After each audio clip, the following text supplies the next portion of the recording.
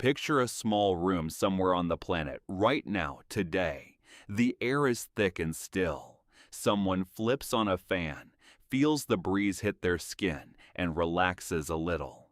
It's the most automatic response in the world. You're hot, so you reach for moving air. Here's the part almost nobody knows. Under a specific set of conditions, that exact motion, reaching for the fan, can push a body closer to death instead of further from it. Not slightly worse, measurably, physically worse. This isn't a hypothetical. It's not a future problem. Right now, in several regions of the world, the exact conditions that turn a fan from a lifesaver into a hazard already exist. This is the story of a number almost nobody has heard of. A number your body cannot argue with, negotiate with, or push past, no matter how much water you drink or how much shade you find. To understand why a fan can betray you, you first need to understand what your body is actually doing every time it gets hot. Most people assume the body cools itself by sweating. That's not quite right. Sweating is only the delivery mechanism. The actual cooling happens through evaporation. When sweat sits on your skin and transforms from liquid into vapor, it physically carries thermal energy away with it. That transfer is the entire system your body is relying on, every second you're overheated. Without evaporation, sweat is just liquid sitting on your skin, doing nothing.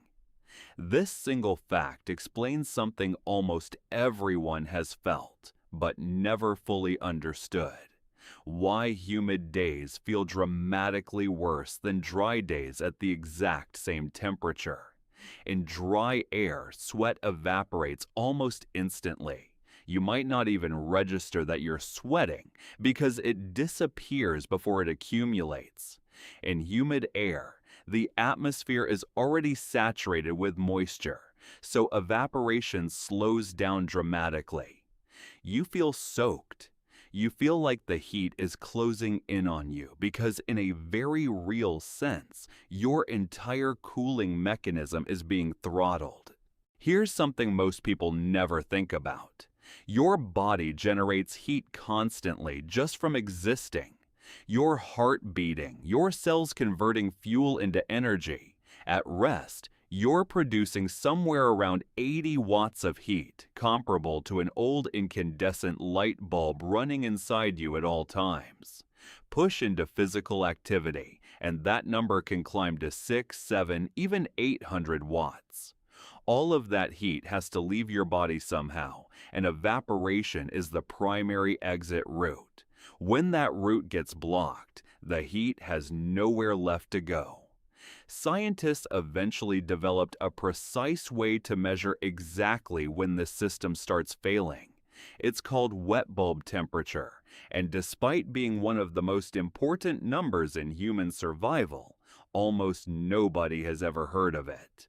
The measurement itself is almost absurdly simple, and it's been used for over 2 centuries. Take an ordinary thermometer, wrap the tip in a damp cloth, and expose it to the air. As water evaporates off that cloth, it cools the thermometer down. The resulting reading, the wet bulb temperature, tells you precisely how effectively evaporation is working in that specific environment. In dry air, the wet bulb reading sits well below the actual air temperature because water evaporates easily and pulls heat away efficiently. In humid air, that gap shrinks, and if the air becomes fully saturated, 100% humidity, evaporation stops entirely, and the wet bulb temperature becomes identical to the air temperature itself.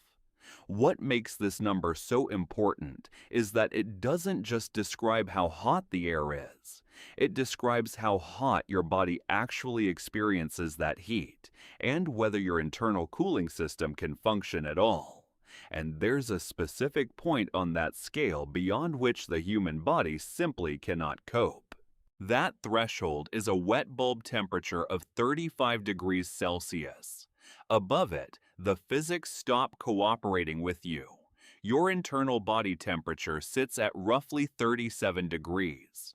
For heat to leave your body and enter the surrounding air, that air needs to be capable of absorbing it.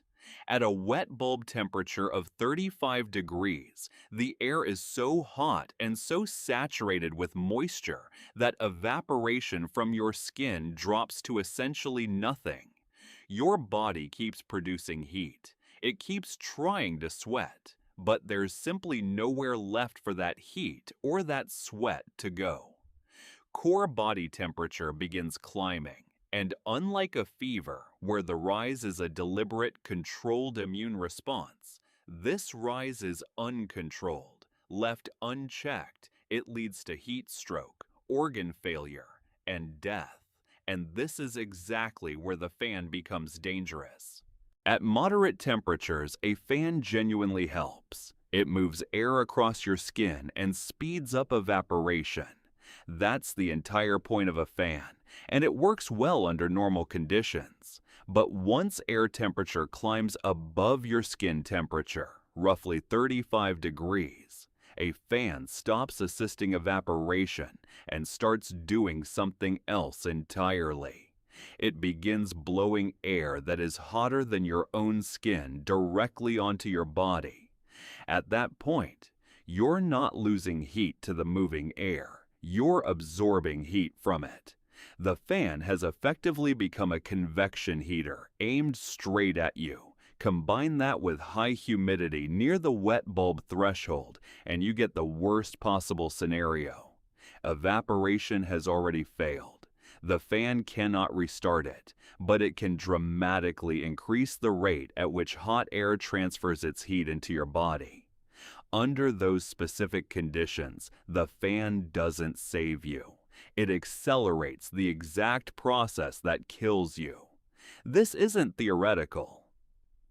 Documented studies on elderly populations whose cardiovascular systems already struggle to compensate for extreme heat have shown that fan use under high heat and high humidity conditions can measurably raise core body temperature instead of lowering it. Here's the part that should genuinely concern you. For years, scientists studying historical climate data believed a sustained wet bulb temperature of 35 degrees was essentially unprecedented, a distant future threshold, not something already happening. They were wrong. A study published in 2020 analyzed decades of weather station data and found that wet bulb readings at or extremely close to 35 degrees had already occurred. In South Asia, across the Persian Gulf, in parts of the American Midwest, and along the Gulf Coast. These events were brief, measured in hours rather than days, but they were happening, and happening more frequently than anyone had projected. In 2015, the Persian Gulf city of Bandar Mashar recorded a wet bulb temperature of roughly 34.6 degrees, alongside an air temperature of 46 degrees, conditions sitting at the absolute edge of human survivability. People were living there. People were outside in it. And every year the frequency of these extreme heat and humidity events continues to climb. Parts of South Asia, home to billions of people, many working outdoors, many without access to air conditioning, are projected to experience regular, sustained wet bulb temperatures crossing the survival threshold within decades, not centuries. Here's the uncomfortable catch. 35 degrees wet bulb is actually the optimistic figure. That number represents the absolute physiological limit for a young, healthy adult at rest under laboratory conditions. Real life rarely matches that description. Accounting for age, existing health conditions, physical exertion, and access to shade or shelter, dangerous heat stress in most people actually begins closer to a wet bulb temperature of 28 degrees. For elderly individuals, that number drops even further. For anyone performing manual labor outdoors, the physical effort alone generates additional internal heat that has to be shed, meaning the threshold where their body starts losing the battle arrives considerably sooner. This matters enormously when you consider who's actually most at risk. It isn't people in air-conditioned offices glancing at a thermometer. It's agricultural workers across India and Pakistan. It's construction workers throughout the Gulf.